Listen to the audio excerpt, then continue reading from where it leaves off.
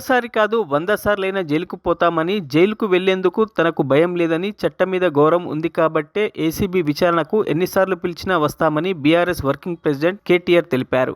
మమ్మల్ని ఇబ్బంది పెట్టి కమిషన్లు వేసి మమ్మల్ని ఏదో ఇబ్బంది పెట్టినంత మాత్రాన, వేధించినంత మాత్రాన ప్రజల తరపున ప్రశ్నించడం బంద్ చేస్తామనుకుంటే అది కాంగ్రెస్ ప్రభుత్వం యొక్క అవివేకం, అజ్ఞానం అవుతుంది తప్ప ఇంకోటి కానే కాదు. పెద్దలు కేసీఆర్ గారిని, పెద్దలు హరీష్ రావు గారిని కాళేశ్వరం కమిషన్ ముందు కూర్చోబెట్టి మీరు పైశాచికానందం పొందొచ్చు. ఇవాళ ఏసీబీ ముందుకి విచారణకు పిలిపించి కొంత మానసికంగా రాక్షసానందం పొందుతూ ఉండవచ్చు. అవసరమైతే అరెస్ట్ కూడా చేస్తారు కావచ్చు. కానీ ఒకటి పక్క, తెలంగాణ కోసం గతంలోనే జైలుకు పోయి వచ్చిన వాళ్ళం.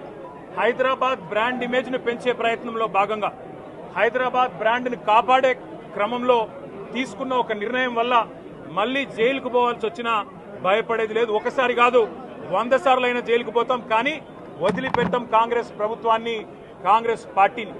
మీరిచ్చిన 420 హామీలు, మీరిచ్చిన దొంగ 6 గ్యారంటీలు, మీరిచ్చిన డిక్లరేషన్లు, ఇవాళ మీరు లోకల్ బాడీ ఎన్నికలకు సిద్ధమవుతా ఉన్నారని చెప్పి వార్తలు వస్తూ ఉన్నాయి. రేవంత్ రెడ్డి గారు నిన్ను మొత్తం రాష్ట్రంలోని బీసీ వర్గాల ప్రజలందరూ గమనిస్తున్నారు.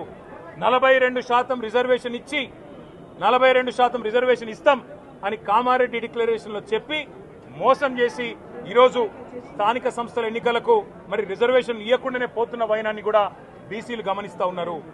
రైతు బంధు పేరిట ఎలక్షన్ బంధుగా మార్చి ఎలక్షన్లు వచ్చినప్పుడు మాత్రమే రైతు బంధు వేస్తున్న విషయాన్ని రైతులు గమనిస్తున్నారు. నెలకు 2500 ఎగ్గొట్టిన విషయాన్ని ఈ రాష్ట్రంలోని మహిళలు గమనిస్తూ ఉన్నారు. 2 లక్షల ఉద్యోగాలని చెప్పి నువ్వు చేసిన మోసాన్ని ఈరోజు రాష్ట్రంలోని యువత గమనించింది. కాబట్టే నీ దగ్గర చెప్పుకోవడానికి సమాధానం లేదు, చెప్పుకునేందుకు ఏమీ లేదు. కాబట్టి ఏం చేయాలి నువ్వు?